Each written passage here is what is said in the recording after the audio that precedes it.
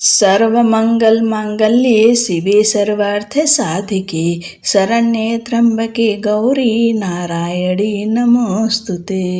ओम दुम दुर्गाये नमः। जय माता दी दोस्तों। आषाढ़ गुप्त नवरात्रि का आज आखिरी दिन है। आज आखिरी दिन माँ कमला देवी की पूजा होती है और इनकी कथा का श्रवण किया जाता है। माँ कमला देवी का ध्यान करते हुए आप सब माँ कमला की कथा का श्रवण करें। माँ कमला 10 महाविद्याओं में सबसे महत्वपूर्ण मानी जाती हैं। 10 महाविद्याओं में से 10वीं महाविद्या है। माँ कमला को शक्ति के प्रथम अवतार के रूप आदि शक्ति के नाम से भी जाना जाता है। शास्त्रों में कमला को भाग्य, सम्मान, पवित्रता और परोपकार की देवी माना गया है। देवी कमला सभी दिव्य गतिविधियों में ऊर्जा के रूप में मौजूद रहती हैं। माँ कमला भगवान विष्णु की दिव्य शक्ति हैं। गुप्त नवरात्रि में माँ कमला की पूजा करने से कौशल विकास एवं गुणवत्ता में बढ़ोतरी होती है। इनकी पूजा से माँ लक्ष्मी की पूजा के समान पुण्य प्राप्त होता है। माँ कमला अपने भक्तों को धन और ऐश्वर्य का वरदान देती हैं। खासकर गर्भवती महिलाओं के लिए माँ कमला की पूजा बहुत महत्वपूर्ण होती है। माँ कमला गर्भवती स्त्री के गर्भ की रक्षा करती हैं, उनका पोषण करती हैं। माँ कमला प्रसिद्धि, भाग्य, धन की देवी हैं। अगर कोई व्यक्ति गुप्त नवरात्रि में सच्चे मन से माँ कमला की पूजा करता है, उसे धन समृद्धि की प्राप्ति होती है। माँ कमला की पूजा करने के पश्चात कन्या भोज कराया जाता है, जिसमें 9 वर्ष से कम आयु की कन्याओं को भोजन करवाने के बाद दान दिया जाता है। लेकिन इसे गुप्त रूप से करना चाहिए। आप मंदिर में जाकर वहां कन्याओं का पूजन कर सकते हैं, घर बुलाकर नहीं, क्योंकि गुप्त नवरात्रि में गुप्त रूप से पूजा, साधना, कन्या भोज हर चीज गुप्त तरीके से किया जाता है। पौराणिक कथाओं के अनुसार देवताओं एवं असुरों के द्वारा अमृत प्राप्ति के उद्देश्य से किए गए समुद्र मंथन के फल स्वरूप इनका प्रादुर्भाव हुआ था। इन्होंने भगवान विष्णु को पति रूप में वर्ण किया था। महाविद्याओं में ये 10वें स्थान पर परिगणित हैं। भगवती कमला वैष्णवी शक्ति हैं तथा भगवान विष्णु की लीला सहचरी हैं। अतः इनकी उपासना जगधार शक्ति की उपासना है।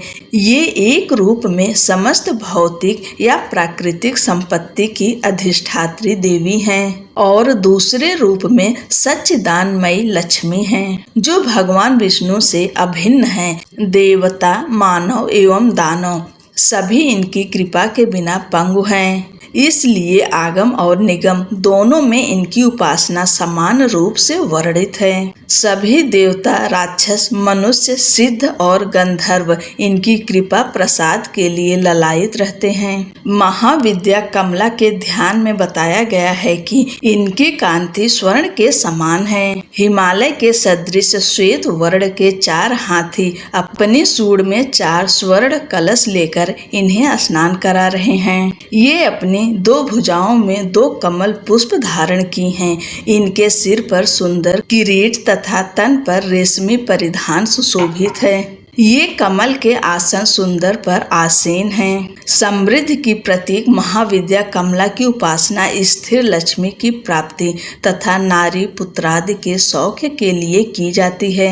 कमला को लक्ष्मी तथा षोडशी भी कहा जाता है। भार्गवों के द्वारा पूजित होने के कारण इनका एक नाम भार्गवी भी है। इनकी कृपा से पृथ्वीपतित्व तथा पुरुषोत्तम दोनों की प्राप्ति होती है। भगवान आदि शंकराचार्य द्वारा रचित कनकधारा स्तोत्र और श्री सूक्त का पाठ, कमल गट्टों की माला पर श्री मंत्र का जप, बिल्व पत्र तथा बिल्व फल के हवन से कमला की विशेष कृपा प्राप्त होती है। स्वतंत्र में कोलासुर के वध के लिए इनका प्रादुर्भाव होना बताया गया है। वाराही तंत्र के अनुसार प्राचीन काल में ब्रह्मा, विष्णु तथा शिव द्वारा पूजित होने के कारण कमला का एक नाम त्रिपुरा प्रसिद्ध हुआ। कालिका पुराण में कहा गया है कि त्रिपुरा शिव की भार्या होने से इन्हें त्रिपुरा कहा जाता है। शिव अपनी इच्छा से त्रिधा हो गए। उनका ऊर्ध्व भाग गौर वर्ण 4 भुजा वाला चतुर्मुख ब्रह्म रूप कहलाया, मध्य भाग नील वर्ण 1 मुख और चतुर्भुज विष्णु कहलाए तथा अधोभाग स्फटिक वर्ण पंचमुख और चतुर्भुज शिव कहलाए। इन तीनों शरीरों के योग से शिव त्रिपुर और उनकी शक्ति त्रिपुरा कही जाती हैं। चिंतामणि गृह से इनका निवास है। भैरव यामल तथा शक्ति लहरी में इनके रूप तथा पूजा विधान का विस्तृत वर्णन किया गया है। इनकी उपासना से समस्त सिद्धियां सहज ही प्राप्त हो जाती है। पुरुष सूक्त में कमला को परम पुरुष भगवान विष्णु की पत्नी बतलाया गया है। अश्व रथ हस्त के साथ उनका संबंध राज्य वैभव का सूचक है। पद्य स्थित होने तथा पद्य वर्णा होने का भी संकेत श्रुति में है। कमला के 5 कार्य हैं: तिरोभाव, सृष्टि, स्थिति, संहार और अनुग्रह। भगवती कमला स्वयं कहती हैं कि नित्य निर्दोष परमात्मा नारायण के सब कार्य मैं स्वयं करती हूँ। इस प्रकार काली से लेकर कमला तक 10 महाविद्याएं सृष्टि, व्यष्टि, गति, स्थिति, विस्तार, भरण पोषण, नियंत्रण, जन्म मरण, उन्नति अवनति, बंधन तथा मोक्ष की अवस्थाओं की प्रतीक हैं। ये अनेक होते हुए भी वस्तुतः परमात्मा की एक ही शक्ति हैं। बोलो अम्बे मात की जय। दोस्तों, 10 महाविद्याओं की कथा सुनने के लिए आप सबका बहुत बहुत धन्यवाद। माँ भगवती की कृपा से ही आप सब इनकी कथाओं का श्रवण किए हैं।